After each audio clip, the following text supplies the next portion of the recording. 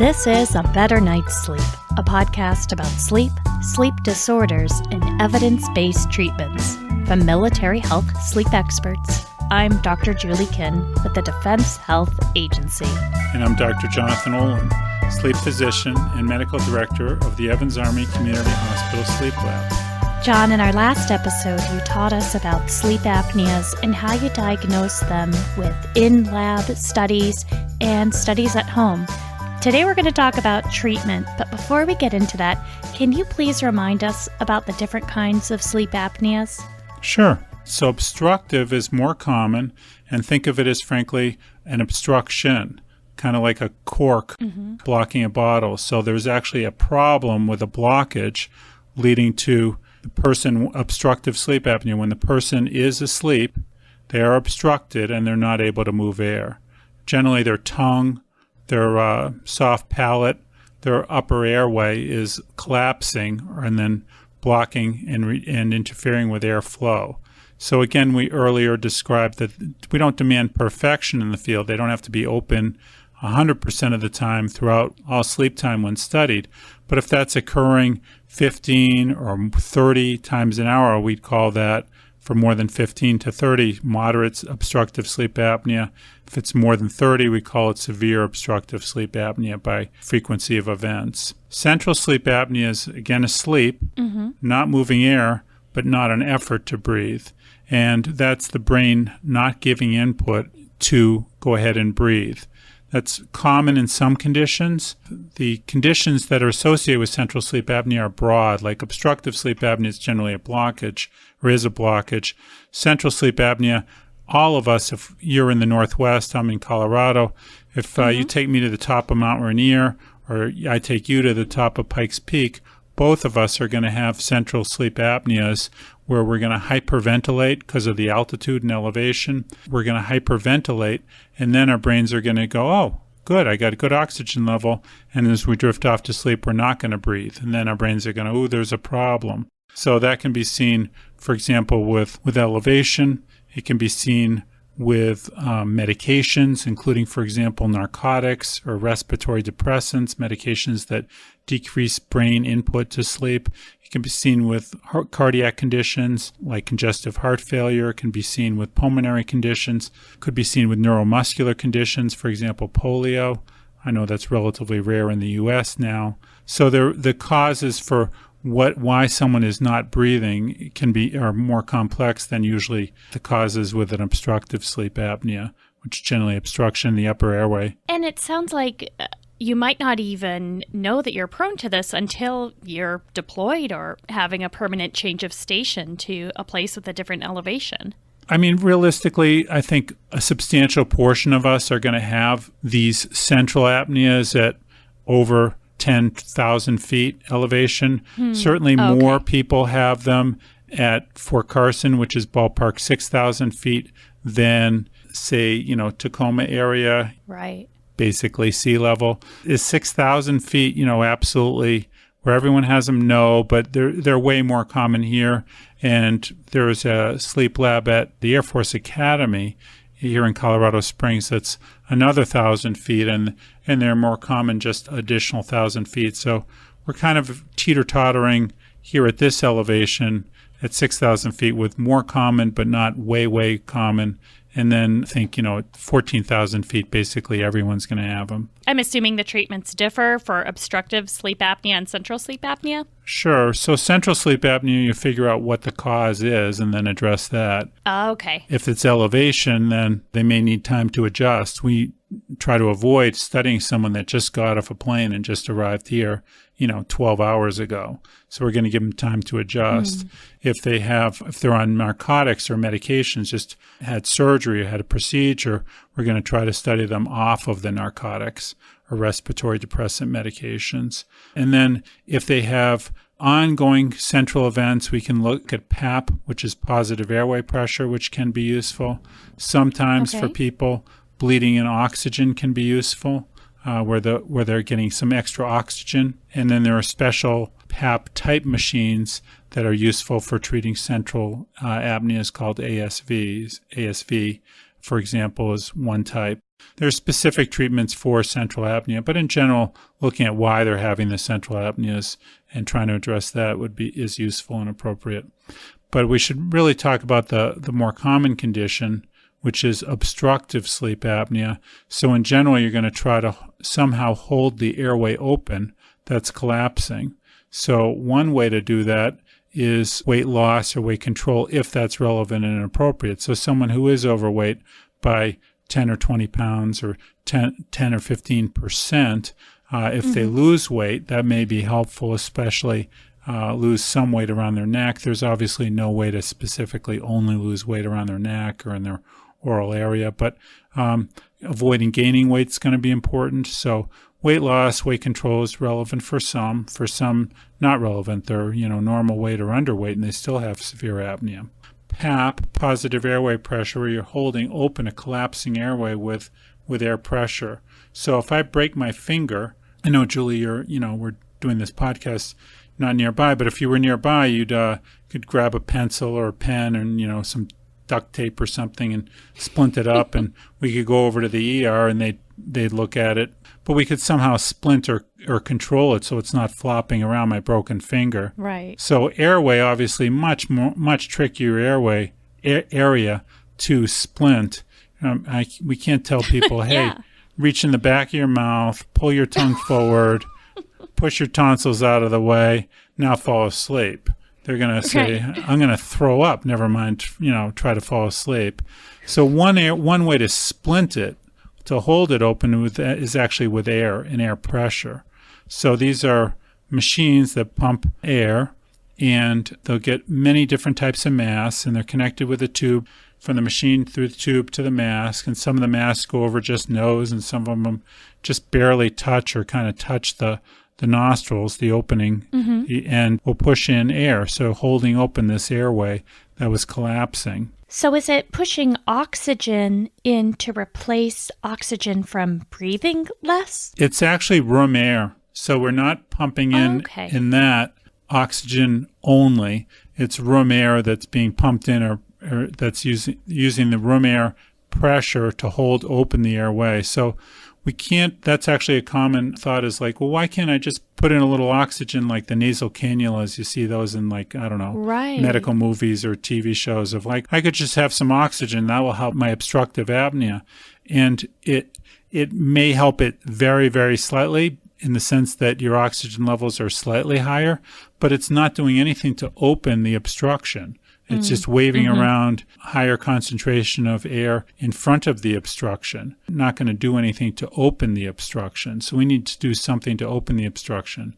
So PAP sure can, and that's considered the gold standard. And for severe, that's going to be generally the treatment that's recommended. Okay. There'll be some people in a sleep study, either home or in lab, that have documented, say, severe or moderate sleep apnea when they're on their back, supine, and none or good breathing when they're on their side, lateral.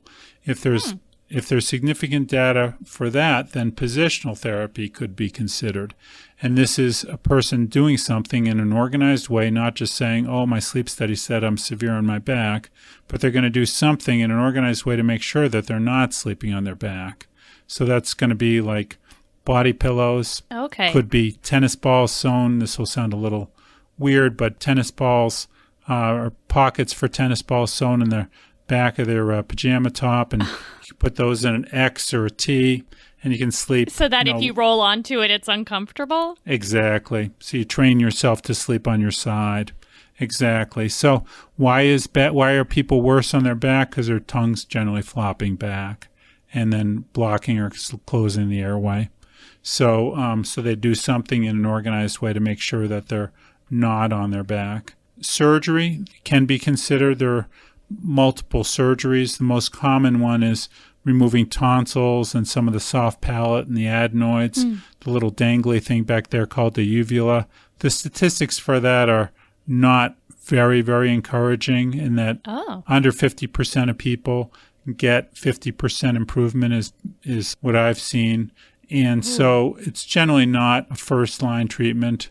It could be something that is considered for people in the mild range for severe obstructive sleep apnea, some of these surgeries are not first-line treatments. There are other surgeries that are more aggressive, but people need to be thoughtful and discuss those, in my opinion, with an experienced ear, nose, and throat or surgeon before they do that. That's generally PAP is, as I said, the mainstay, quote, gold standard of treatment for severe. There are also, for mild obstructive sleep apnea, things called oral appliances or mandibular advancement devices. Mm-hmm. So it'll sound a little weird, but tongue, believe it or not, is attached to jaw. And if you do something with like a double retainer to advance jaw even millimeters, you're pulling tongue forward millimeters and opening airway possibly millimeters. So again, for someone very severe, not a first-line treatment, but for someone with mild, the millimeters may be enough to then have effective treatment. I like getting follow-up sleep studies to prove that treatments are effective. If they had an in-lab study and we know they're good in various stages, mm-hmm. including REM on their side, then that's your data. But I like getting follow-up study with an oral appliance to show that it's effective and achieving good results. Now, what about nose strips and devices for the nose? Nose strips can be useful for snoring. There's not really good data that they're useful for obstructive sleep apnea. So it can improve airflow through the nose, so then there's less fluttering or less snoring as it going by the soft palate. But in general, the obstructions are in upper airway, and so improving some airflow from nose, it does not open the airway. Okay, good to know. It sounds like there's a lot of different treatment options, and that surgery is definitely not the first step. Yeah, there are many treatments. I should say also with PAP, again, for moderate, generally considered the gold standard, for PAP, the machines now, they're increasingly modern. They're quiet. They're quieter than your household fan in general. They're relatively small. They're a little bigger they're like a small shoebox, and they have modems in them. So they track actually hours of use that the person's using it and events per hour. So it's, I think, interesting and fun for patients to be able to look at that data so they can track their hours of use, their events per hour. Is it as accurate as a full in-lab attended study? Yeah. No, because there's not a tech nearby. There's not all the wires. But we can look at how they're using it. The Army, I think the military, and the field in general consider adequate treatment more than 4 hours a night, more than 70% of the time. So in other words, 21 out of 30 days for more than 4 hours. And in general, we like to see events per hour at less than 5, especially if they're, moderate or severe. Sometimes if they have 100 events an hour and they're 8 in there, and with the PAP, they're reduced to 6.0 events per hour. I might view that as pretty darn good. They're, 94% improved. But in general, we like events at less than 5 per hour. So there aren't that many treatments where you can see how people are doing over a 30-day period, over a 60-day period. But this is one, and then hopefully we get patients and service members buying in and going, oh, wow, this is actually, I'm starting to feel a little better. It does take weeks often. I'm starting to feel a little better. My memory's a little better. My concentration's a little better. I've noticed my blood pressure might be a teeny bit better. People can get a lot of improvement with quality of life with improved sleep. So can you take the PAP machine with you on deployment? Would having this kind of diagnosis and treatment make one unable to deploy? No, that's a good question. So years and years ago, yes, you could not take it with you to deploy. Now you can. And in fact, it's encouraged. If someone has a knee condition and needs a knee brace, then we're going to say, yes, deploy with a knee brace. We're not going to ask you to ruck or to deploy and do significant time on your feet without your knee brace, and the same thing for sleep. So if they do need access to electricity, they may deploy with a battery pack, which is 8-hour, one-night backup. It's not a 1-month supply of ongoing battery. They'd have to recharge it. So they do need access to electricity. I like people to have filtered air. What does filtered air mean? It means a room or some kind of enclosed container with a floor, 4 walls, and a ceiling. In other words, I don't like PAP just being set down, the machine being set down in a pile of mud. Even if they have a generator nearby, it's not going to do well for them or for the machine to be doing that. Yes, it'll keep your airway open for some of the hours, but it's going to break the machine or impact on the filters. So, but people deploy, and the machines themselves will again track their use, track their data. But if someone has severe obstructive sleep apnea and then deploys and then is not with their machine and then is prone to falling asleep, that's dangerous. That's a problem. So the dangerous significance and consequences of untreated apnea are not just civilian.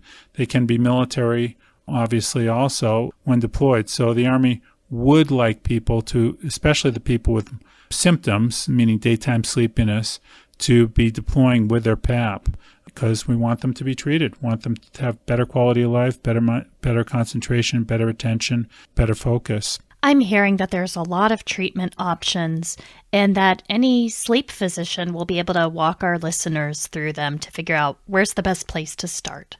Right. And it doesn't have to be a board-certified sleep physician. Many of the PCMs are increasingly knowledgeable about sleep apnea, obstructive sleep apnea, and treatment options. So review this with a provider. They may consult, or the person may choose to be seen by a sleep physician, but treatment's better than no treatment, and there are many primary care managers that are familiar with many of the sleep conditions and treatment options. Untreated sleep apnea is associated with high blood pressure, strokes, diabetes, and car accidents. And these, again, things tend to, normalize with treatment. Is it an emergency if someone misses their PAP for one night? No. But ongoing no treatment or non-treatment is a significant health concern and safety concern. So we do encourage people to follow up and get treatment for their sleep disorders. That's a great reminder about the importance of this topic for our listeners and our loved ones. Thank you, John. Thank you, listeners, for tuning in. You can subscribe and rate A Better Night's Sleep on iTunes or wherever you get podcasts. A Better Night's Sleep is produced by the Defense Health Agency. You can get in touch with us on Facebook and Twitter @Military Health.